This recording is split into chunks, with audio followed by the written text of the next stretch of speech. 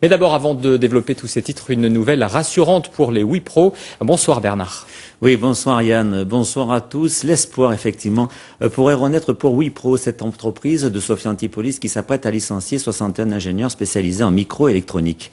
Une menace de fermeture plane sur cette société aux mains du géant indien de l'informatique qui, quelques jours avant cette annonce, avait perçu 5 millions d'euros dans le cadre du plan de relance, ce qui a conduit les employés à descendre dans la rue la semaine dernière. Aujourd'hui, le ministre de l'Industrie, Christian Estrosi, est venu leur annoncer qu'il recevra lundi le patron indien de cette société avec des garanties sur l'emploi.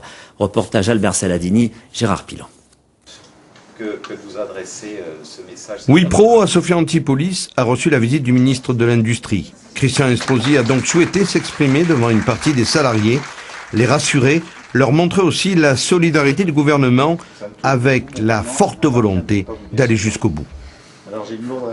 Le président indien de Wipro, qui est une des plus grandes industries au monde, 100 000 salariés, presque l'équivalent d'un Bill Gates, avait accepté de répondre à ma demande de venir en France dans 8 à 10 jours de cela pour me rencontrer à mon ministère, pour qu'ensemble nous trouvions la porte de sortie la plus digne pour que chacune des compétences qui sont sur ce site de Sophia puisse être préservée.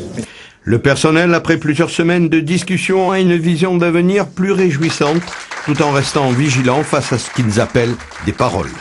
Nous avons des assurances pour l'instant orales que des solutions seront trouvées sur les points qui nous étaient chers, à savoir la recherche de repreneurs, bon ça c'est un premier sujet. D'autre part, la cession des technologies et des matériels aux créateurs d'entreprises internes, puisqu'il y a un certain nombre d'entrepreneurs potentiels qui se sont déclarés dans les anciens salariés de Nulogic. Ça c'est un point crucial. Et puis aussi sur la réalisation d'un plan social exemplaire. Le personnel semble donc mieux maîtriser son avenir avec l'appui de l'État qui reste ouvert aux propositions du PDG indien.